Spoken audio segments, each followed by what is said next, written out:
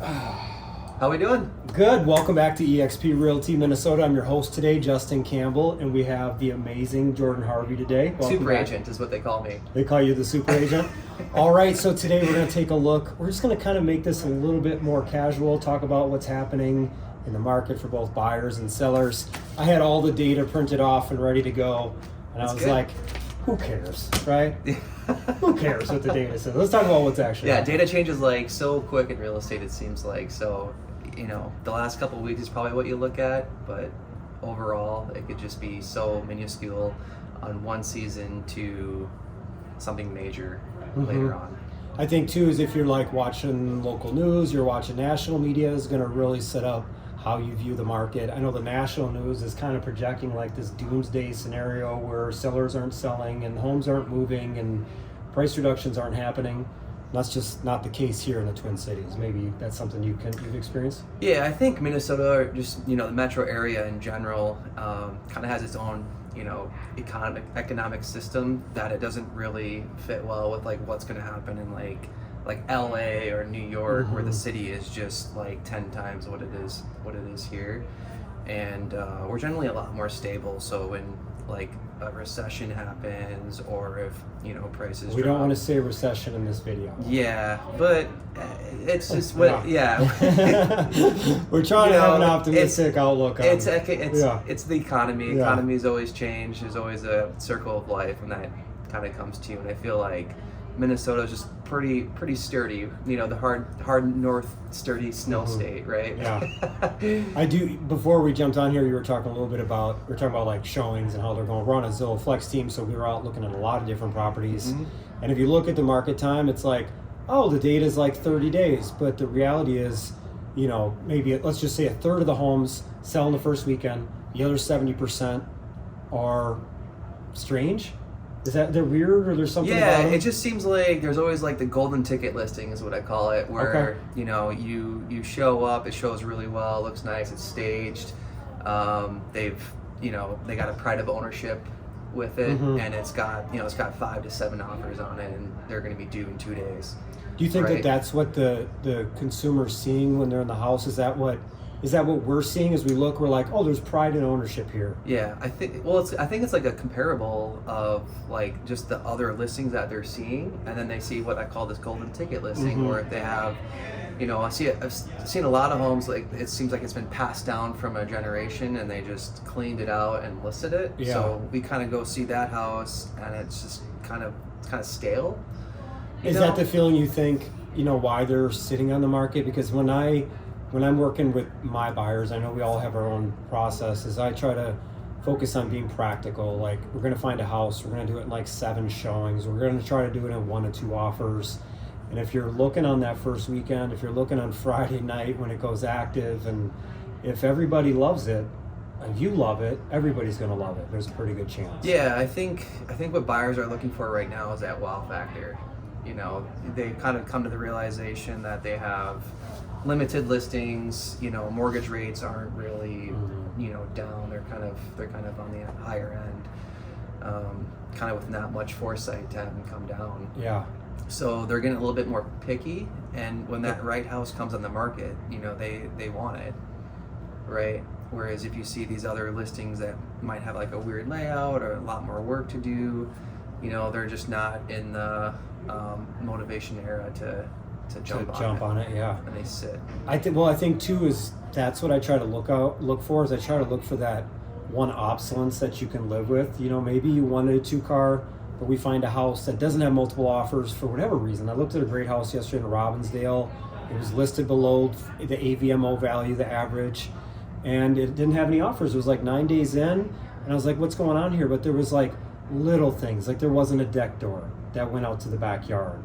And that might be something that's really important to somebody. It's something I noticed, but are people, I try to adapt to that obsolescence to try to find that thing that might be something you could fix so we can get you at fair market value rather than having my buyers go over. I'm not against going over, but if you're going to go over, I want you to know you're doing it. Yeah, I'm hearing, what's really interesting is I'm seeing stories or hearing stories that places will have multiple offers. They'll have 2, 3 offers on it, and it sells right at list price. At list price, yeah. So it's kind of like See, it's a people- little, I think little bit people of a are- head fake. Some people are bad at bidding in under value, Mhm. and then the person who bids at value will get Will win. accepted. Yeah. If you look at the data, I didn't want to go to the data, but right now we're at 100% to list to value. So that means some homes are selling for over, Mhm. and some homes are selling for under. They're not selling at list price because there'd be no way to get to 100% list to sale price, right? So there are still some homes going over, but it would generally imply that they're going for like 98 or 99% to Yeah. value. Does that seem about like a good number to come Yeah, in? that's kind of what it seems like. It floats in this market. I think I saw that a little bit last year, kind of right before the fall season. Yeah. It seems like we're kind of cooling down from the Mhm. hiatus of spring market in Minnesota. Yeah. And now it's more of walking through a little bit of a cool down, and we might see Yeah. more of a cool down too here in the future. But I miss those days when I could show you 10 houses and then we'd all sit down and Yeah, we'd talk right? about it. And you're like, oh, I don't know if I love number 3 or number 2. It was like, that makes my job so much easier as an agent because then I can get you that win.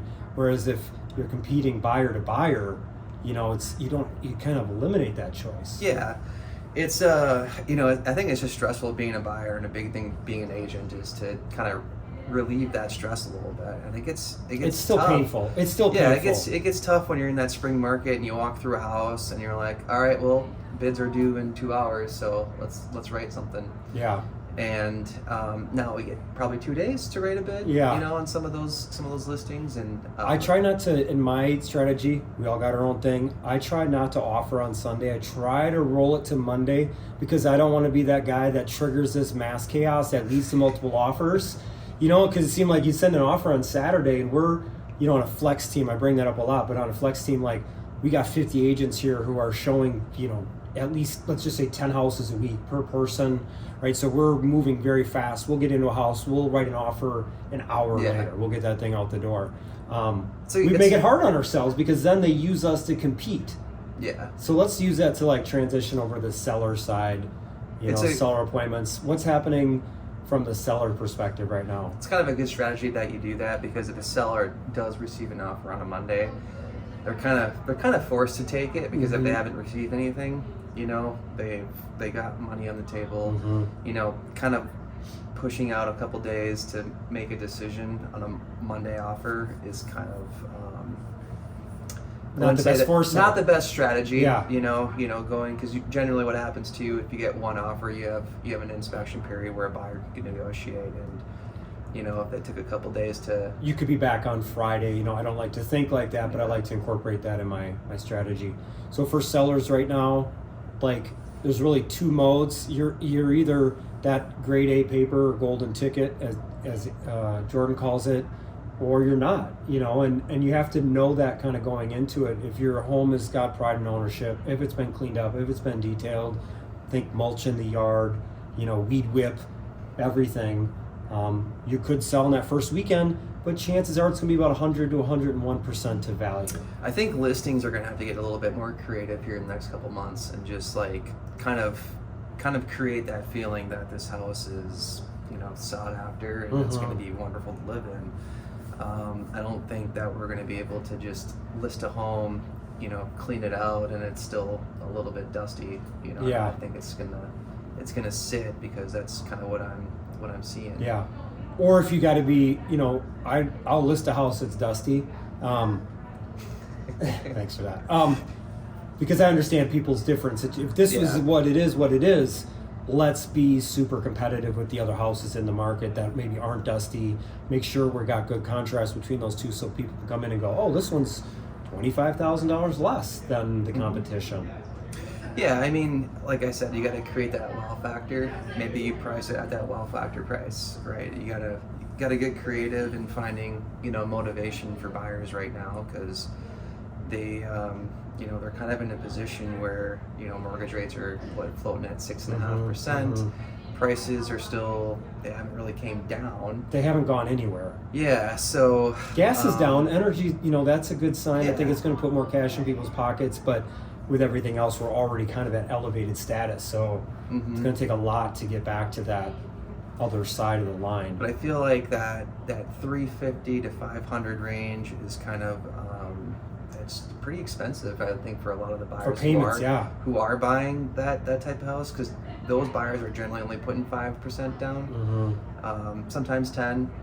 But it's rare that you're going to see a house listed at 500 they're putting 20% down. Might be a casual few in there. Yeah, and maybe less likely to get that property because they're going to be more inclined to work with that heavy cash buyer who seems like he or she exits the market really, really quickly. Yeah. They get that property, get it secured, move on. Yeah, because your 500 plus homes, I mean, generally those are people who are well stable, to own a home, who can sell, get some equity. They can put that 20% down, and the mortgage payments really aren't that bad for them, as opposed to someone who's putting in that like 400 range. All right, well, it looks like we got a party in the other room that's going to wrap up here, so there's going to be some overflow yelling and excitement, and we don't want that for our video, but thanks for coming in again today, Jordan. Thanks, Justin. Let's do another video next week. I think this has hopefully been really helpful information for people, probably other agents as well, but for buyers or sellers. If you have questions, feel free to reach out to either Jordan or myself.